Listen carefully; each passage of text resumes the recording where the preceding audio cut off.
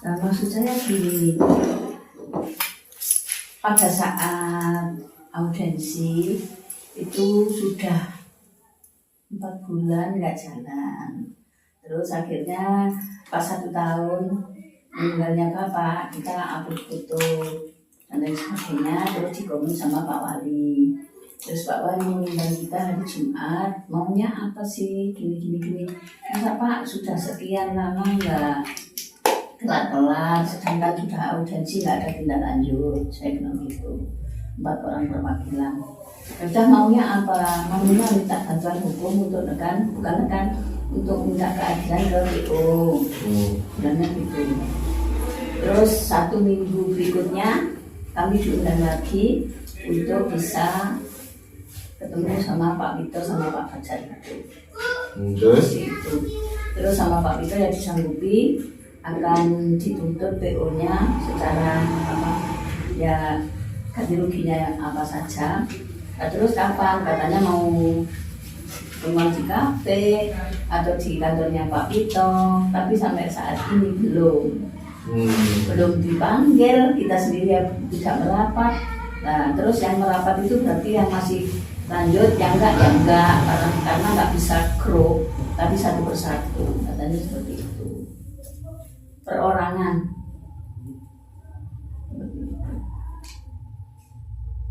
Nah, terus yang dipasrahin namanya Pak Bambang untuk mengondisikan ini, tapi setiap saya WA gimana perkembangannya selalu belum. Pak Bambang itu siapa? Pak Bambang juga korban. Maksudnya kok dipasangkan ke Pak Bambang? Kenapa? Ya dalam dalam pertemuan itu perwakilan dari korban. Itu Pak Bambang. Pak Bambang untuk menyampaikan apa-apa saja yang ingin diminta sama korban untuk menuntut PO, seperti itu. Oh gitu. Tapi ternyata sampai 2 kali ini pun sudah dibaca, belum belum dibalas, mungkin belum ada perkembangan. Ya. Ini tadi malam baru dikasih nomor Pak Fajar. Oh, Jafar namanya, Pak Jafar. Ya. Kok bisa diwakili Pak Bambang itu kesepakatan atau kesepakatan kita, dengan dia? karena saya juga nggak ada waktu, juga nggak nyambung mungkin kalau dalam ranah ke sananya. Pak Bambang saya rasa lebih tegas gitu. Kenapa Pak Bambang lebih tegas?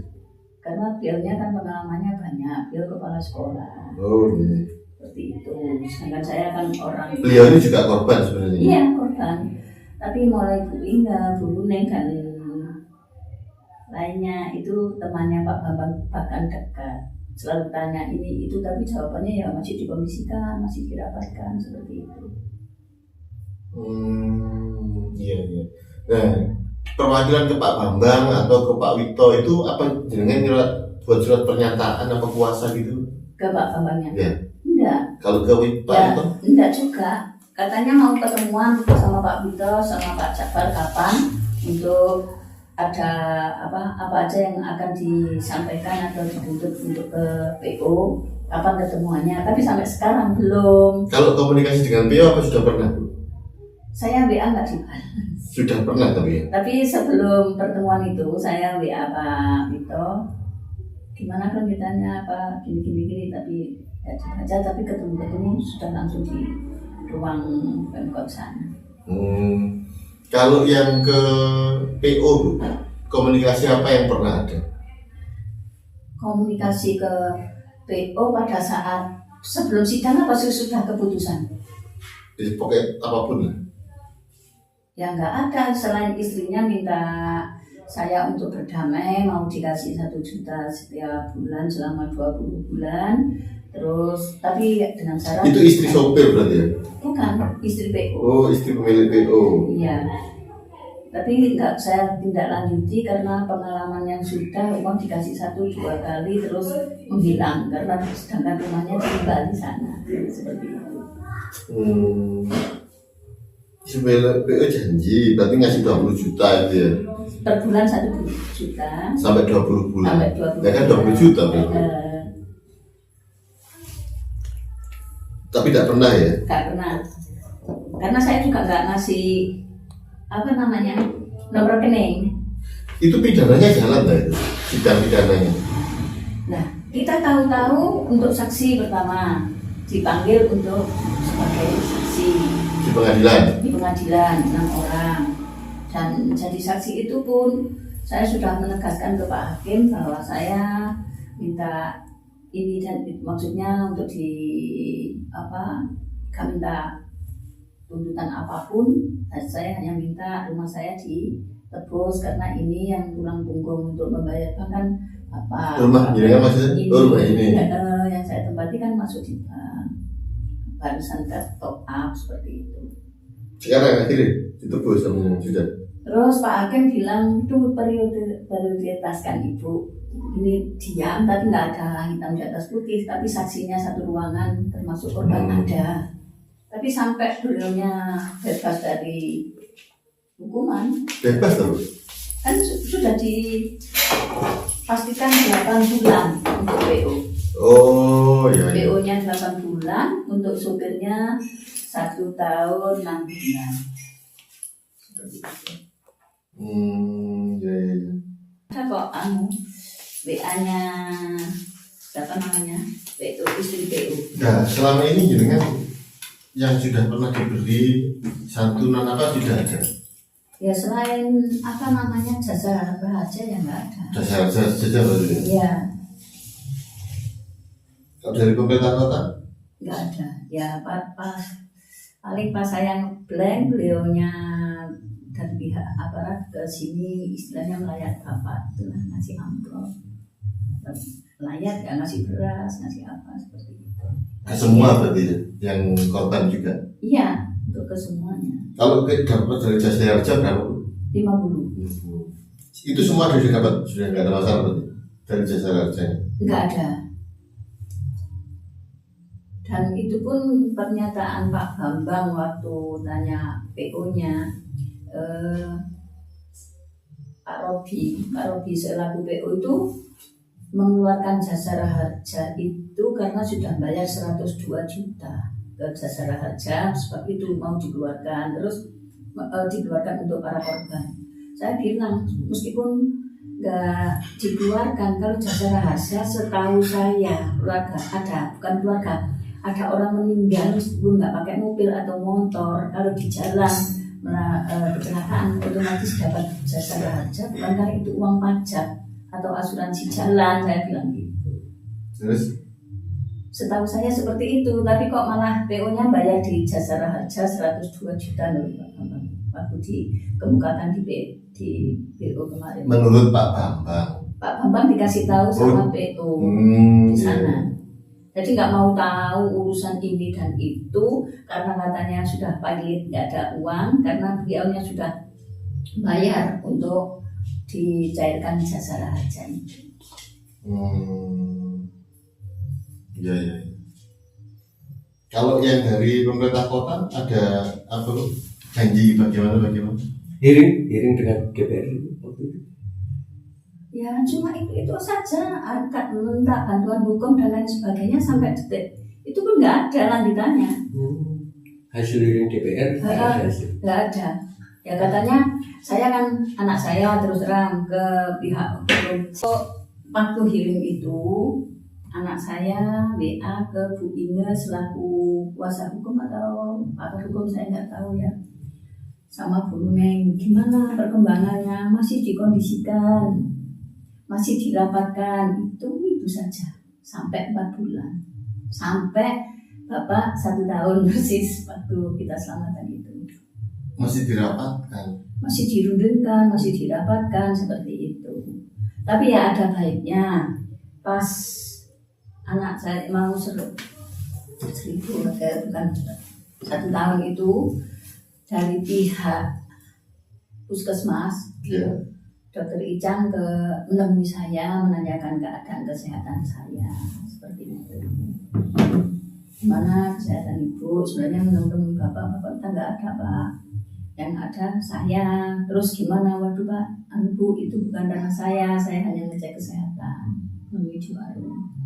Itu Dokter Icang terus bilang kalau saya sewaktu-waktu untuk berobat atau apa disuruh ke puskesmas untuk memakai BPJS mau dibikinkan.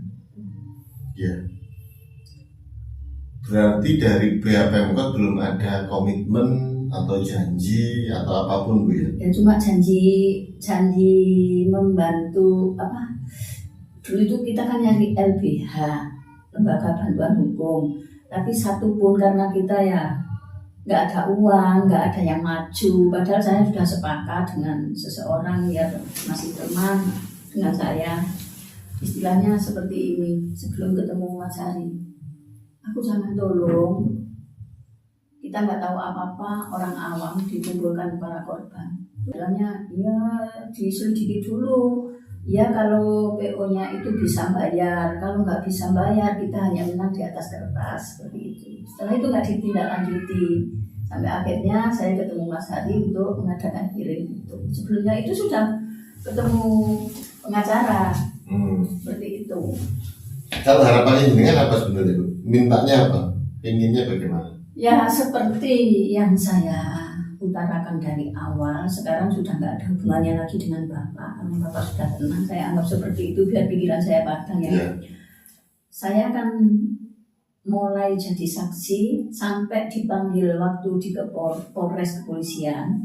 Saya minta rumah saya itu ditebus. Karena barusan top up Ditebus itu berapa Bu? 130, tapi sudah saya angsur 6 kali atau apa pas dapat jasa raja itu pun saya nggak terima semuanya. Juga saya bilang ke Pak Wali karena angsuran saya baik, ditawarin lagi, ambil lagi untuk cuma 30 apa 20 seperti itu, akhirnya numpuk seperti itu. Nggak langsung 130 juga enggak seperti itu. Nah, saya ditawarin berapapun nggak mau karena ya sesuai kemampuan Bapak waktu itu angsurnya berapa, karena per hari dapat sekian. Nah di situ kami ngambil lagi. Saya ya kemarin cuma tebusan rumah itu, tapi setelah saya jalani, kalau memang ada jalan yang setelah saya kehidupan tanpa Bapak, biasanya semuanya taunya ada. Sekarang cari makan aja susah. Terus kehidupan ke depannya itu loh, di samping menyelamatkan rumah saya itu harus bagaimana? Terus modal atau apa, masa nggak ada toleransi atau kepedulian dari pemerintah yang dulunya tahu-tahu ada, sekarang apapun nyari sendiri seperti itu. Untuk unit mobil itu rusak berat ya? Seperti ini. Nah sampai sekarang saya tuh nggak tahu. nggak gimana ya. Saya menganggap Bapak itu kerja. Soal mobil BPKB-nya pun masih di di bank, dipinjam anak lah. Dulu saya nunut di anak saya kan ada sertifikat karena namanya keluarga ya. Aku nunut nak titik BPKB-nya ayah bawa, saya bilang gitu. Kalau setelah perkara itu Bu Sri ada ditagih bank ya? Ya sering, setelah saya nggak bayar. Nah kemarin pun juga dapat SP bahwa saya sudah tenang, waktu belum tahu keputusan itu ya sebentar ini masih diusahakan akan dibayar sama PO gini. Saya sudah ngomong ke Pak Hakim gitu. Tapi begitu tahu keputusan itu sudah ingkrah, sudah selesai, nah, terus saya minta siapa Pak? Kalau Pak Jaksa bilang gitu. Jadi semua saya gimana? Saya minta siapa? Itu urusan ibu sama siapa namanya? Bukan sama PO, minta PO. Loh, terus mintanya gimana? Saya bingung. Nah di situ saya mulai stres lagi kan seperti itu. Akhirnya bingung dan ya sampai kemarin pun sudah ada pemberitahuan bahwa pelelangan rumah masuk data lelang itu kurang 2 bulan. Rumah ini? Iya. Padahal ya tinggalannya cuma satu-satunya ini berdua. Bukan dari warisan, bukan dari apa, kami berdua untuk mencari lah. Saya kenapa kok langsung nekat Mas Hadi ngasih waktu di Pemkot 2 minggu lagi pas 1 bulan. Kalau nggak ada saya kan bilang gini, umur kita nggak ikut punya. Kalau rumah belum saya perjuangkan, sedangkan di sana belum ada titik temu atau gambaran yang cerah untuk memperjuangkan hak saya atau keadilan. Siapa tahu saya dipanggil, rumah saya kan hilang selama ini karena ya rumah ini benar-benar saya dengan bapak nyarinya, bukan dari warisan dari orang tua saya atau orang tua Pak Agus. Seperti itu. Yang ditempati ini. Kalau jumlah korban dari awal itu yang pernah bertemu Ibu berapa orang? Sebentar, tinggal 8 karena yang dari Jember yang meninggal itu sudah Ikhlas. ya karena jauh itu wes hilang komunikasi. Oh, bukan orang Batu? Bukan, dari Jember, terus dari Ngaglik itu Pak Leknya yang di Bonceng meninggal, terus yang Bonceng itu yang lumpuh total, ya bukan lumpuh total lah, sakit parah. Ya waktu kita bertemu di tokonya itu berapa orang waktu itu? 8 orang yang tanda tangan maju. Tanda tangan apa? Tanda tangan untuk healing gitu. Oh, ke DPR? Iya.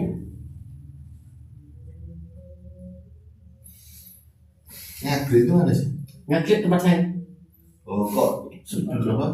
Tinggal 8 orang karena yang 3 nggak ikut lagi. Yang 3 berarti orang Jember. Oh, 8 orang. Gini, maksudnya nggak ikut lagi itu gini loh. Itu masih tapi nggak bisa dikatakan ikut lagi atau enggak karena ya dari Pemkot sudah dijanjikan mau dikasih kursi roda, terus fasilitas kesehatan akan operasi itu akan biaya bebas gratis.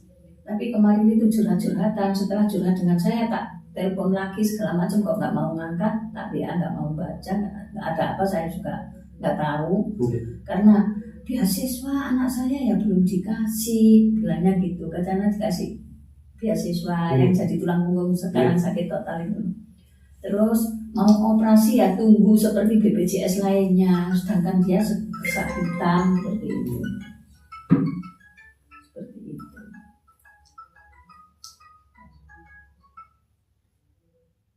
Seperti itu. Tapi kalau dihubungi mulai Imam, Torek, Taufan, itu umpama ada acara apapun siap. Terus yang maju Ibu berempat ini kan yang fatal-fatal ya. Ibu terkait masalah rumah. Terus yang satu kan lumpuh itu yang nggak bisa jalan. Terus yang patah tulang itu. Terus kalau harapan di luar Ibu untuk beliau-beliaunya itu harapannya apa Bu? Sama ini? Sama ya, ganti rugi kendaraan kan sama sekali belum ada. Minta ganti rugi itu di PO-nya, terus ya kelangsungan hidup seperti itu. Saat di hearing itu apakah di hearing DPR nih? Itu kan kita sebut disubnya gimana kan didatangkan juga. Itu katanya ya wis berbagai macam alasan ini dan itu yang jelas ya memang kayak nggak jelas itu loh, akhirnya di keterangannya maksudnya nggak jelas itu nggak mau mengakui bahwa itu kelalaian, sedangkan saya baca di berita itu kan termasuk kelalaian di sub di Batu, terus juga ada kepedulian mestinya dari dinas pariwisata kan seperti itu, tapi sampai sekarang itu setiap ketemuan nggak pernah dibahas. Jadi masa kita mau minta kan nggak ngerti jalurnya. Dinsos saat Ibu bertanya, Ibu nanyakan soal dinsos, saya tanya apa ada kebijakan untuk saya, khusus saya saja karena menyangkut tempat tinggal. Bila jawabnya, maaf Bu, hanya bisa maaf, nggak ada. Oh ya sudah, kalau nggak ada saya akan demi mempertahankan rumah biar nggak hilang, saya akan cari donasi. Saya bilang gitu.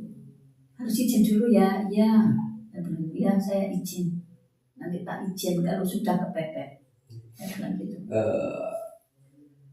Saat Bapak belum tiada, itu Bapak itu pernah ikut organisasi Gojek resminya ya, gitu. Terus Bapak keluar gitu.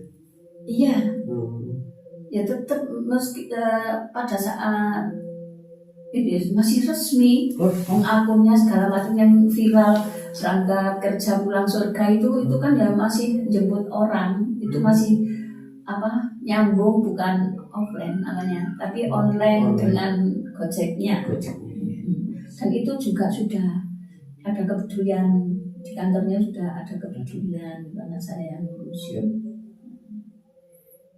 Terus kemarin pas ketemuan berempat, 4 orang perwakilan, waktu ada Pak Jafar sama Pak Wito, bilangnya dari pihak Dinsos, karena Pak Agus tanya Pak ditanya, jawabnya gini, karena dinilai dari pihak korban itu mampu semua, mau dari mananya, habis segalanya ada, tahu-tahu sudah hilang pekerjaan, baik mobil yang rusak dan lain sebagainya, katanya dinilai mampu semua. Itu maksudnya apa ya kira-kira, kalau saya bingung. Ya gini Bu, memang di dalam peraturan pemerintah itu ada klasifikasi orang mampu dan mampu gitu. Nah kalau sekali ini kalau pakai klasifikasi Dinsos itu orang nggak mampu itu sebenarnya tidak ada Bu. Semua mampu. Di Indonesia itu kayaknya hampir semua lah itu mampu. Kenapa? Karena syaratnya itu agak jarang untuk bisa dipenuhi di sekarang ini. Misalkan punya sepeda motor, itu aja sudah dianggap orang mampu. Rumahnya, lantainya keramik itu sudah dianggap mampu. Terus kemudian tingkat pendidikan. Iya. Jadi di Indonesia itu susah cari orang nggak mampu. Ya, saya mau maaf ya, saya sudah mau ngomong nanti kamu diuber nggak ngerti jalur ya saya begini. Nah, memang saya sebelum Bapak meninggal saya merasa mampu, saya makan tinggal makan. Nah, setelah Bapak nggak ada itu makan aja susah. Kenapa saya harus nyari kalau saya ada? Seperti itu untuk bayar bank. Sampai Ibu dipinjami buku itu ya untuk jualannya. Nah iya, itu dipinjami desa, itu pun belum bayar, bisa dicek ke desa kan gitu. Ya Allah, kok seperti itu, semua kecewa terus terang dengar itu. Ya memang semua mampu, apalagi saya, bener-bener saya bisa kerja gak kerja, ada bapak tahu ada. Ya memang mampu banget, mobilnya bapak lancar, mobilnya sendiri. Nah, tapi setelah mobil nggak ada, bapak nggak ada, saya dapat dari mana? Orang luar aja yang tahu bahwa bapak nggak ada, tetangga desa atau apa yang terutama yang saya khawatir itu dari apotik depan Banyuning itu, apotik Erna. Itu selalu ngasih sedekah saya setiap Jumat. Karena apa? Yang orang lain tua-tua itu biasanya sudah biasa ke sawah, nggak kaget. Ibu baru tahu ada sekarang bisa seperti ini, sampai seperti itu. Ibu orang hebat, selalu menyemangati saya. Ya makasih, diberi beras, diberi apa seperti itu. Untuk nggak usah ragu kalau nggak aku Bu, karena di sini insya Allah nanti saya ada untuk Ibu. Seperti itu, saya ya Allah sampai. Terakhir saat Ibu bertemu Pak Wali, cuma dijanjikan itu nih. Iya. Akan Kita nggak bisa ngomong, mintanya apa? Mau ngomong itu saya kok aku sendiri sih ngomong, sedangkan ada anak saya. Saya tahu gak enak ya, minta bantuan hukum itu loh. Kalau dipikir bantuan hukum cepat lah sampai sekarang seperti ini. Seperti itu. Ya memang anak saya 4, sudah keluarga semua, tapi semua punya balita. Mana mungkin biasanya dari ayahnya soal makan bersama, mereka membesarkan anak. Sekarang bapaknya nggak ada, ya otomatis mantan-mantan semua seperti itu. Yeah. Yang campur maksudnya.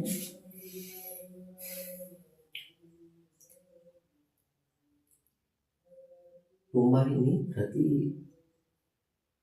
diputuskan 2 bulan lagi itu akan Maksudnya sudah masuk lelang. catatan hitam karena sudah yaitu masuk lelang gitu, masuk catatan lelang. Saya bilang kalau 2 bulan itu sejak kapan? bulan 12 kan, 12 itu akhir bulannya, berarti 2 bulan 3. Oh, bulan 3. Hal itu jangan sampaikan juga ke wali kota. Sudah. sudah bukan kewariatan, langsung ke Pak Jabar sama Pak Wito. Maksud saya kalau memang sampai itu tetap diabaikan, ya saya nekat, ya minta tolong Mas Ali gimana, dari donasi atau apa demi menyelamatkan rumah. Istilahnya saya bilang ke Pak Imam, korban lainnya yang rupanya agak segan dengan pemerintahan. Saya pun juga segan menghargai. Saya ini sudah menghargai, istilahnya saya maju ini kekeluargaan dengan pemerintahan Batu.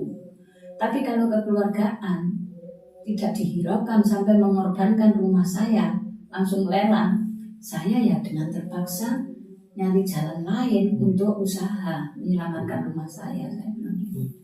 Itu kalau boleh tahu yang dijaminkan rumah ini, Iya. yang mengajukan siapa? Ibu apa suami? Saya. Ibu sendiri ya? Waktu itu kan pinjaman itu atas nama suami, karena top up biasanya kalau habis suami top up nama saya. Kok kebetulan pas nama saya ini, tapi meskipun baik nama suami atau nama saya itu nggak ada efeknya karena sudah 60 ke atas nggak ada asuransi. Gini, saya dapat poin dari yang jenengan ceritakan. Iya.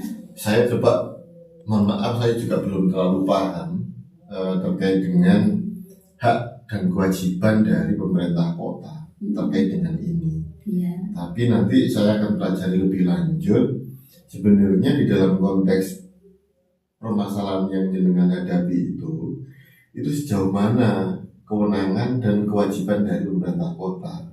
Karena seharusnya ada tanggung jawab kolektif dari pemerintahan kota sebagai pemangku wilayah terkait setidaknya dengan fakta ada kendaraan dari luar wilayah yang masuk ke dalam Kota Batu, yang harusnya pemerintah Kota Batu punya upaya preventif, upaya pencegahan jangan sampai permasalahan itu timbul. Sebab pemerintah Kota Batu kan harusnya sudah mengenal nih, kalau Kota Batu ini topografinya, lingkungannya itu lokasinya memang iya naik turun, curam dan lain sebagainya. Nah itu harusnya pemerintah Kota Batu punya pertimbangan bagaimana menjamin, bagaimana menjaga tidak ada efek negatif, ekses negatif dari itu. Karena itu juga bagian dari menjaga masyarakat Kota Batu untuk tetap aman dari resiko-resiko. Jadi mitigasi kecelakaan di Kota Batu ini harus sudah siap sedia dengan itu. Apalagi Kota Batu ini ya menyatakan dirinya sebagai kota wisata yang tentunya akan banyak sekali arus kendaraan, arus orang dari luar Kota Batu yang masuk ke Kota Batu. Nah ini kan harus dimitigasi resikonya. Entah itu dengan persiapan asuransi yang bisa lebih memadai atau lain sebagainya. Jangan hanya bergantung kepada asuransi jiwa yang sudah dengan dapatkan itu, jasa raja itu. Kota Batu jangan hanya menghitung keuntungan dari yang diperoleh dari ini wisatawan, tapi juga harus memitigasi resikonya.